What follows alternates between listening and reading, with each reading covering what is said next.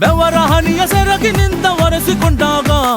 ಹಗ್ಗದ ಮಗೆ ಅಂಗಿ ಒಣಗಿಸುವಾಗ ನಿನ್ನ ಮೈಯ ವಾಸನೆಯು ನೆನಪಾದಾಗ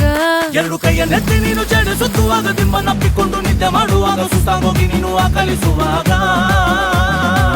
ಬತ್ತವಲ್ಲ ಫೀಲಿಂಗ್ಸು ಬಂದು ಬಂದು ಮುಚ್ಚಾಗ್ತಾವೆ ಫೀಲಿಂಗ್ಸು ಬತ್ತವಲ್ಲ ಫೀಲಿಂಗ್ಸು